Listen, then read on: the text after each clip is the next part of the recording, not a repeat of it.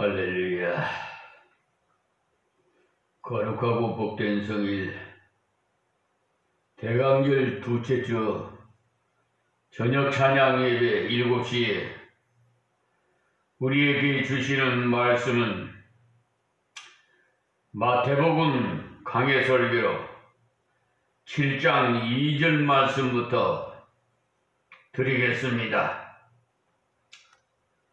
너희는 비판하는 그 비판으로 너희가 비판을 받을 것이요 너희의 헤아리는 그 헤아림으로 너희가 헤아림을 받을 것이요. 아멘.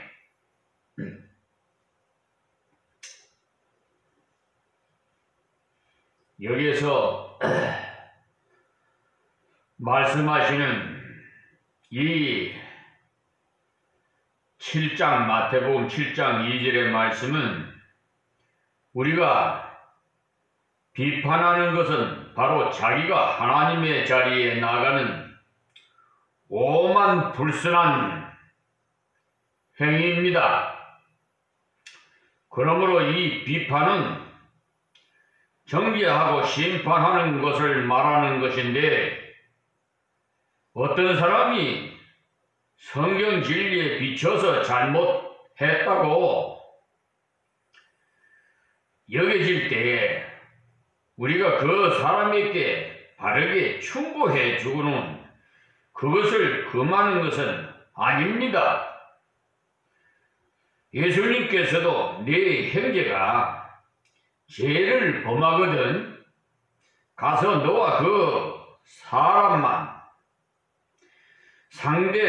상대하여 권고하라, 이렇게 충고하라고 명하시고, 만일 그 말을 듣지 않을 경우에 한두 사람을 데리고 가서 두세 증인의 입으로 말마다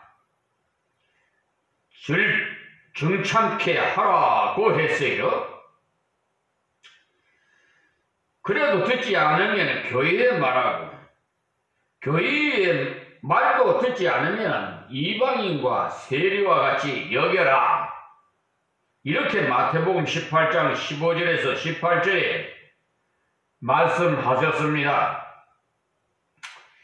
이렇게 형제에 드러난 죄에 대해서는 끝까지 충고하라고 말씀하셨어요. 이것을 보면 바른 비판은 그 사람을 건지기 위해서 하는 것이지 그 사람을 낭망시키고 실족시키기 위해 하는 것이 아닙니다. 그런 의미에서 볼 때 정당한 충고의 그 정당한 심사는 할 수 있는 것입니다. 여기에서 예수님께서 말씀하신 비판하지 말라, 헤아리지 말라, 이 말씀을 잘못 해석하면 우리는 사람에 대해서는 어떤 관점에라도 건전한 판단력으로 인한 분별이나 충고까지도 하지 못하고 그냥 주먹구구식으로 지나가라는 그런 생각을 하기가 쉽습니다. 그게 아니고 여기서 말하는 것은 우리가 누구를 정죄를 하면 정죄하지 말라고 하신 말씀의 법을 자신이 먼저 범했으니까 그것이 바로 자신이 하나님의 말씀 앞에 스스로 정죄를 당하는 것이라는 말씀입니다.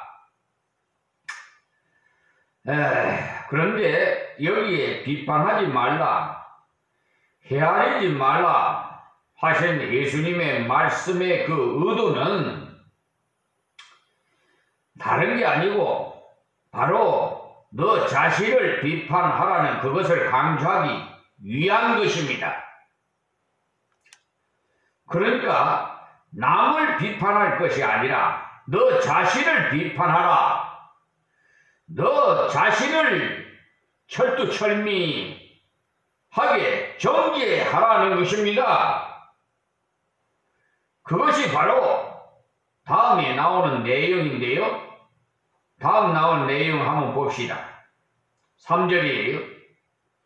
어찌하여 형제의 눈속에 있는 티는 보고 내 눈속에 있는 들보는 깨닫지 못하느냐. 여기 나오는 들보는 사실 그 크기로 봐도 사람의 눈속에 들어갈 수 없습니다.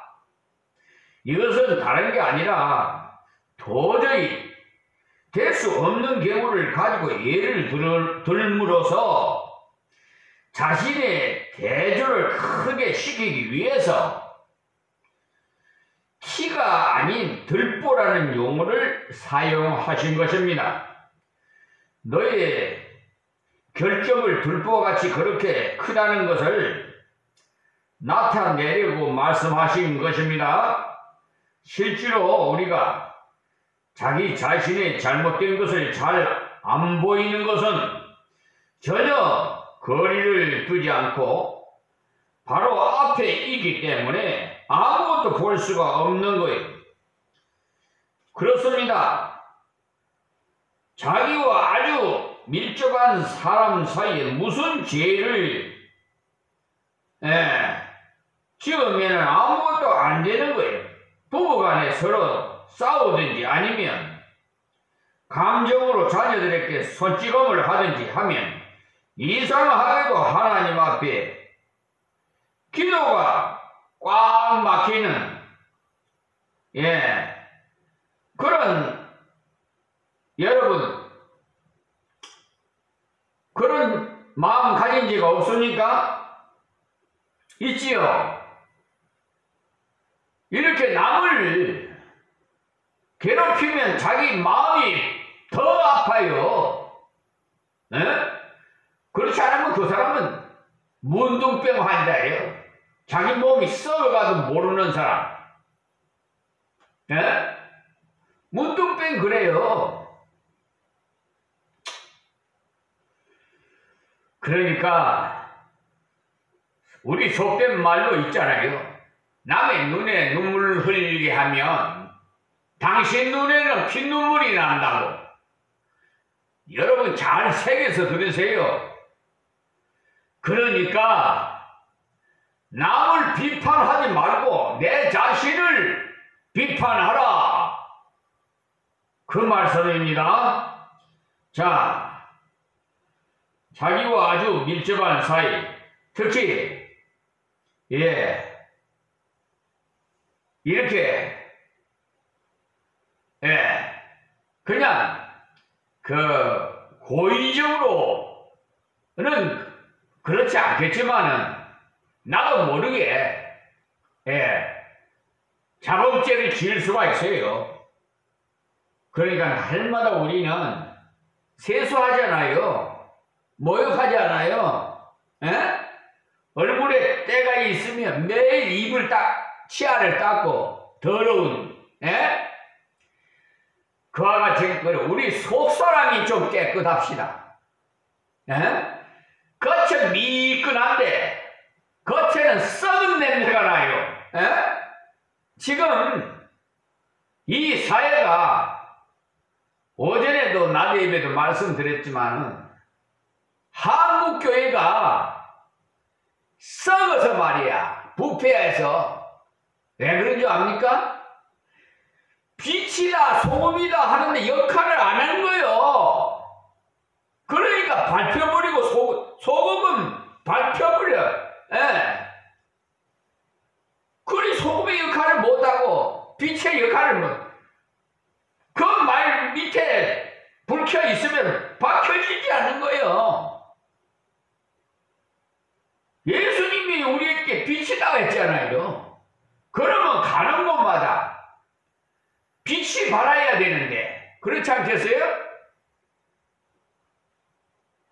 참. 그러니까 다시 말씀드려서 내가 저 직장에 들어갔다면 그 직장이 어두웠으면 밝아져야 돼요. 에? 이 사회가 지금 어두운 데서 마귀 사탄 귀신들은요 어두운 곳을 찾아다녀요. 알겠어요? 그래서 계엄령도 밤에 갑자기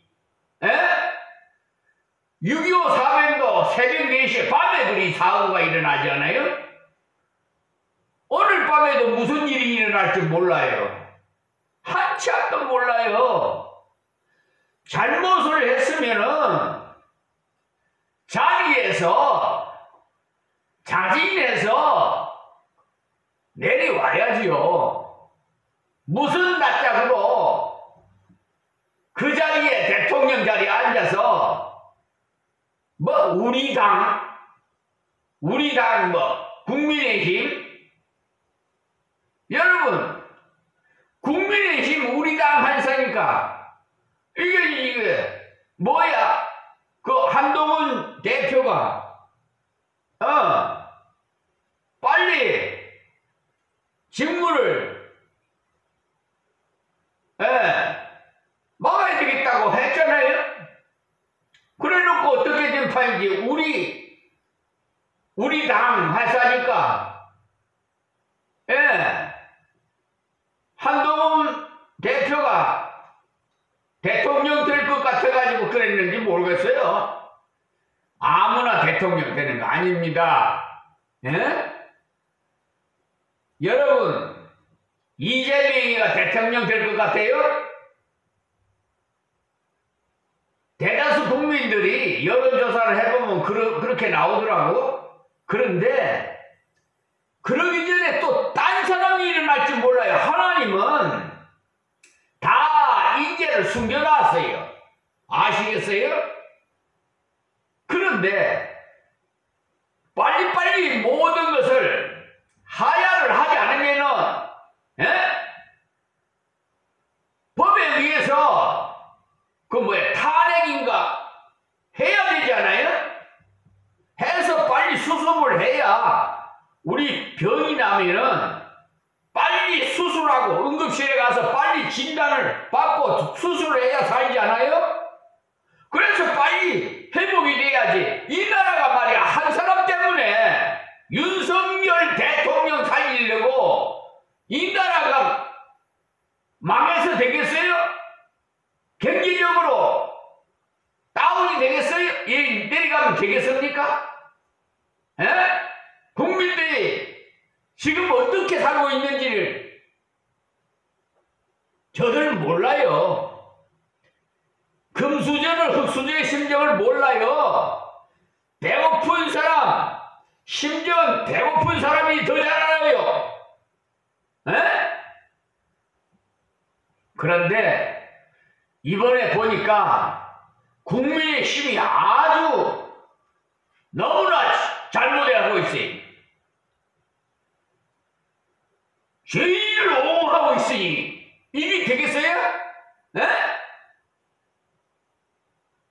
앞으로도 다른 사람도 그래요. 지금 판사가 사기 재판을 해도 그걸 공수처에다 고발하면 각하해요. 자기들 집안 감싸기 식이에요.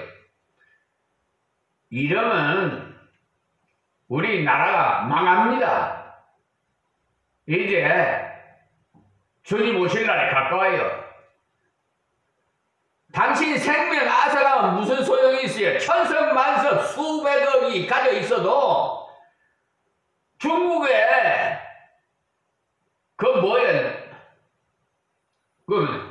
진시황이 죽기 싫어갖고 불로초를 구해다 먹어도 삽니까? 우리나라의 정주영 회장도 얘기 들어보니까 참 고생 많이 했어요. 일본 가서 쌀가게에서 배달하면서 일본에 가니까 돈이들이 전부 다 길바닥에 꽁초, 담배 꽁초가 그냥 성공할 사람은 벌써 긍정적으로 봐요. 눈이 벌써 달라. 생각이 긍정적이 돼요. 안 된다 하면 안 되는 거예요. 된다 하면 되는 거예요. 모르겠어.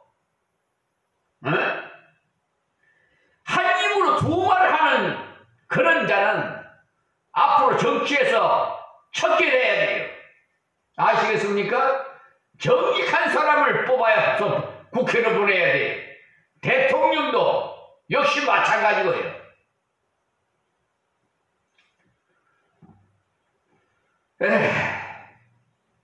지금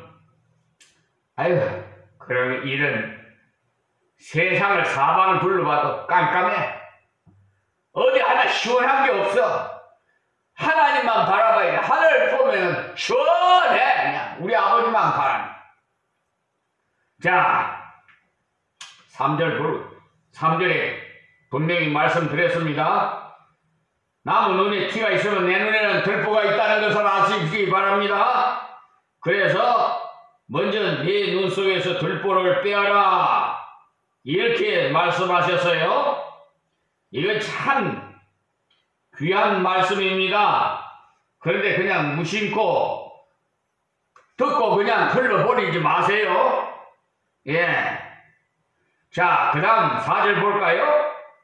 보라, 내 눈 속에 들보가 있는데 어찌하여 형제에게 말하기를 나로 내 눈 속에 있는 티를 빼게 하라 하겠느냐? 보십시오. 자기 눈 속에는 커다란 들보가 자리하고 있는데도 불구하고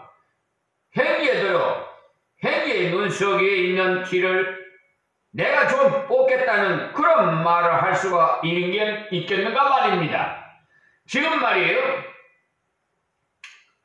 이 사회가 어떤 사람은 죄를 지어도 그냥 각하 불기소 처분. 어떤 사람은 죄가 없는데도 자꾸 만들어요. 털어.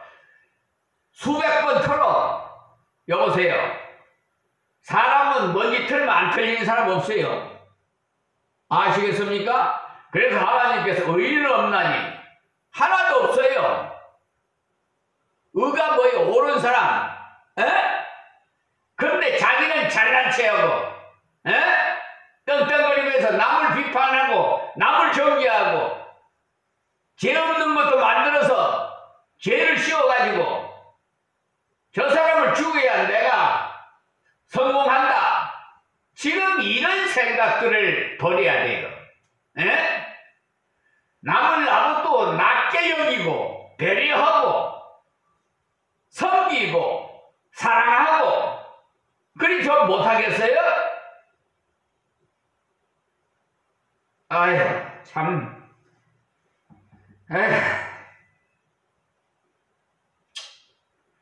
자, 그러므로서 우리가 형제의 결정과 연약이 발견될 때 반드시 실행할 것은 바로 자아성찰입니다. 자기가 먼저 성찰해야 돼요.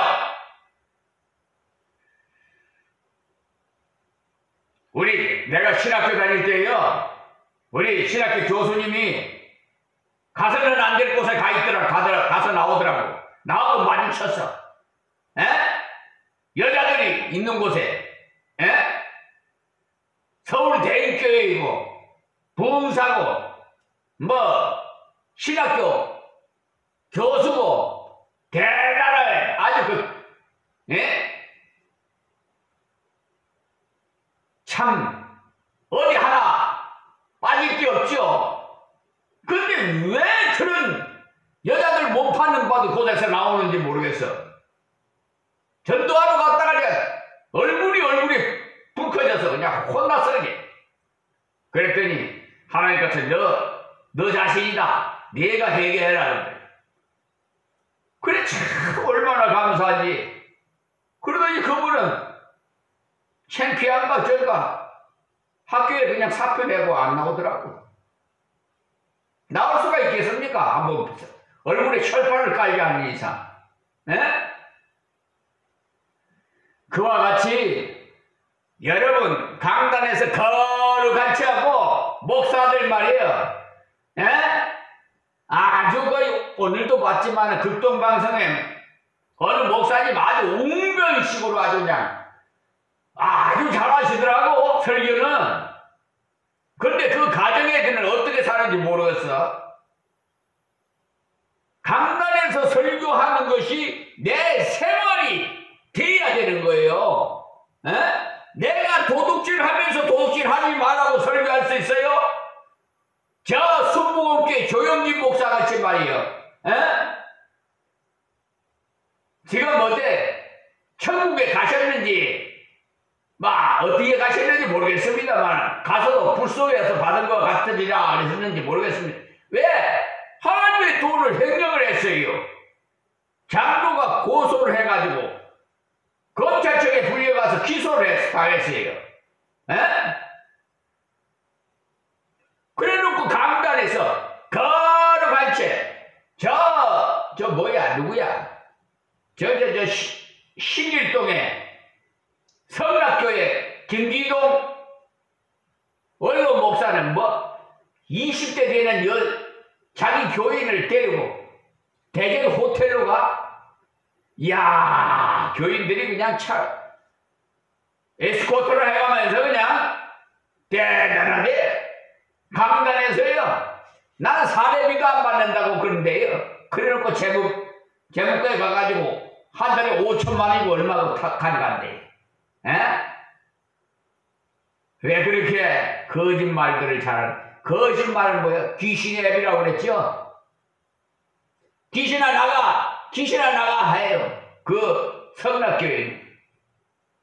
그러면 퍽퍽 쓰러져요. 아주 가관이에요. 귀신도 병을 고쳐요. 거기는 사람이 죽으면 귀신이 된다고 가르쳐요. 베리아 신앙인가 뭐. 저 이초성 목사도 그렇고.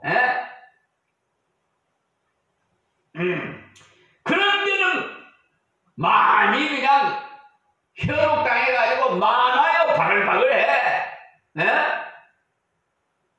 아이고 참. 아이고 불법을 행한 자에 나는 모른다 하면 어떻게 하려고 그런지 모르겠어. 자 5절 말씀 보겠습니다. 외식하는 자여 이죠? 이 말씀 무슨 말씀입니까 여러분? 자기 눈 속에는 큰 들보를 넣어두고도 그 들보는 숨겨놓고 형제의 티를 보자고 하니 이것이 바로 외식이라는 거예요. 그래서 외식하는 자여 먼저 내 눈 속에서 들보를 빼어라. 그 후에야 밝히 보고 형제의 눈 속에 티를 빼리라고 하셨습니다. 여기 분명히 빼리라고 되어 있어요. 그러니까 형제의 눈 속에서 티를 빼어라가 아니고 형제의 눈 속에서 티를 빼리라 그렇게 되어 있어요. 내 자신의 들보를 빼고 나면은 형제도 옆에 있다가 나에게도 그런 것이 없나 하고 형제도 들보부터 빼고 그리고 형제의 눈 속에 있는 티를 뽑아내야 되겠다는 것입니다. 그러니 형제의 눈 속의 티를 절대 그냥 방치하라는 말이 아니라는 사실을 알 수가 있죠. 그러나 그 형제의 티를 뽑는 작업을 전개하기 전에 반드시 전제된 것이 있는데 그것이 바로 나의 눈 속의 들보를 제거하는 것입니다. 여러분 그 들보를 제거할 때 밝히 보고 형제의 티도 정확하게 빼리라는 것입니다. 그리고 우리는 성경 말씀을 이 토를 말이에요. 끝까지 잘 봐야 돼. 내가 운전면허 시험 보러 가가지고 100점 맞은 줄 알았어요. 나 너무 쉬워가지고. 그랬더니 나중에 알고 보니까 끝말에 내가 속아서 80점인가 뭐 이거 받아가고 합격은 됐지만 그러니까 끝에 가서 아닌 것은 이렇게 해버리거든요. 거기에 그냥 빠진 거야. 끝까지 봐야 되는데 그냥 조금 있다 끝을 끝까지 유종인민을 거둬야 되는데 그렇죠? 여러분도 참고가 될 겁니다. 그러니까 우리는 반드시 자기를 먼저 돌아봅시다. 필요하면 그리고 나서 형제의 부족을 일깨워 주시고 그럴 때 자기의 들보를 빼본 경험을 살려서 현재의 티를 조심성 있게 검거하면서 아주 합당하게 사랑으로 할 수가 있는 것입니다. 형제의 마음을 상하지 않고 지혜스럽게 할 수가 있어요. 때문에 의사 중에 최고 명의사는 자기가 그 병을 알아본 경험이 있는 사람이 최고의 명의가 되는 것입니다. 여러분, 제가 서두에 말씀드렸지요. 배고파본 사람이 배고픈 사람 신경한다고. 저는 10대 때 서울에 올라와서 60년에 딱 60년에 독신으로 혼자서 서울 올라왔어요. 부산서. 그런데 하나님 보호하사 바로 그냥 주차장 그 서울 앞에 그 택시 주차장에 가서 서울 제일 복판에다가 나 데려다 주세요. 그러니까 운전기사가 묻더라고요. 거기 그때 당시 얼쩡얼쩡 하면요 벌써 지방에서 올려온 사람은 다 티가 나요. 그래갖고 거기에 그때 당시에는 주먹 3개라서 얼쩡얼쩡 하면 잡아다가 쓰리꾼 시키고 깡패 도둑 시키고 여자는 잡아다가 술집에 팔고 창력꾼에 팔고 그래요. 아주 그냥 잡혀갔다 하면은 그냥 굉장한 혹독한 고통을 많이 당합니다. 저는 쉽게 올라와서 3일 되니까 돈이 딱 떨어지는 거야. 그래 배고프니 어떻게 해요? 도둑질은 못하고 물만 마실 수밖에 없지. 배가 얼마나 고프면 나 데리다가 밥만 좀 먹여주는 사람 없나? 정말 배고파 보니까 그 고통 말할 수 없어. 잠잘 데도 없어서 다리 밑에서 웅크리고 자고 나무 집 처마 밑에서 웅크리고 잠이나 옵니까 제대로? 노숙 생활을 했어요. 남들은 나보고 부잣집 아들같이 보인다고, 돈 많은 사람 아들같이 보인다고. 그래 감사하다고 그랬어요. 그래서 가만히 생각하니 하나님께서 이 시대에 쓰시려고 하나님 세상적으로 사업도 하게 하시고 40대에 불러가지고 오늘에 이르기까지 얼마나 감사하지. 하나님께서 지혜를 주셔서 하나님의 말씀을 연구하고 지금 성경책도 만여 군데가 잘못 번역됐어요. 지금 한 군데만 예를 들어서 말하면 다니엘서 3장 17절에 우리 하나님을 갖다가 하나님이 계시다면으로 번역을 해놨어요. 바꿔놨어. 그러니까 하나님이 안 계실 수도 있다는 거죠. 그렇게 성경 번역을 했으면 올바르게나 했으면 좋지 않아요? 마귀 사탄들이 그렇게 그 돈 다 어디다가 갖다 썼는지 모르겠습니다만은, 그래서 저는 예전 성경책을 그대로 사용합니다. 더욱 좋아요. 얼마나 좋은지 몰라요. 자, 6절 말씀에 거룩한 것을 개에게 주지 말며 너희 진주를 돼지 앞에 던지지 말라. 저희가 그것을 발로 밟고 돌이켜 너희를 찢어 상할까 염려하라. 여기 우리가 주의할 함정이 있는데 무엇인고 하니까 앞에 1절에서 5절 말씀에 비판하지 말라는 그 말씀이 진리에서 떠난 이단이나 또는 배교자나 변질자 등을 물리치지 않고 다 수용하라는 말씀으로 잘못 이해할 가능성이 있다는 것입니다. 우리는 생명에 관한 절대적인 진리에 대해서는 철저하게 타협을 거부해야 합니다. 그러나 생활에 대해서는 우리가 함부로 비판하고 판단할 것이 못 되는 것입니다. 그러나 생명을 얻는 복음 진리, 즉 예수 그리스도의 십자가와 부활을 믿는 진리에 대해서는 철저해야 합니다. 여기서 거룩한 것은 바로 이 신령한 진리 안에서 교제를 말하고 있으나 여기서 말하는 거룩한 것에 대한 원래 뜻은 구약의 제사를 드리고 난 후에 나오는 떡과 고기를 가리켜서 거룩한 것이라고, 거룩한 제물이라고 말했는데 이것은 반드시 제사장의 직분을 가진 자만이 먹도록 하고 다른 평민들은 못 먹도록 되어 있었어요. 그리고 성막 안에 진설해 놓은 떡을 진설병이라고 하는데 다윗이 그의 일행과 함께 와서 시장해가지고 배가 고파서 먹기를 구했을 때 제사장이 여자를 가까이 하지 않은 사실을 확인하고는 그 떡을 먹도록 허락했던 것입니다. 예, 그때 당시에는 여자를 계속 부정적으로 받는 것 같아요. 여자와 관계 가지 부정적으로. 그러니까 아예 그냥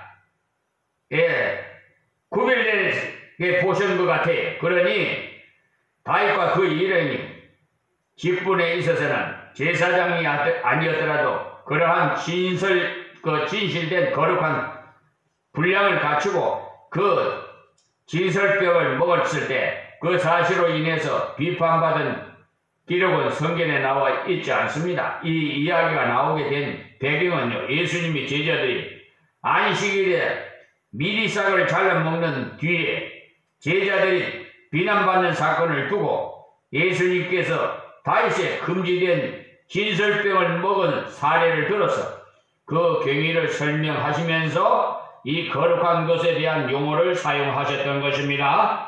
마태복음 12장 3절 말씀 참고하세요. 그러므로 여기서도 말하는 거룩한 것은 원래는 성전에서 사용되는 진설병이나 제물을 말하지만 이 부분에는 제물을 말하고 있지 않습니다. 왜냐? 사실상 지금 우리에게 제사가 필요치 않는 것입니다. 예수님께서 십자가에서 완전한 제사를 드린 바 되었기 때문에 다시는 제사와 제물이 필요치 않고 또한 예수님의 제자들이 제사장이 아니면서 무슨 제물을 주고받고 했겠느냐 말입니다.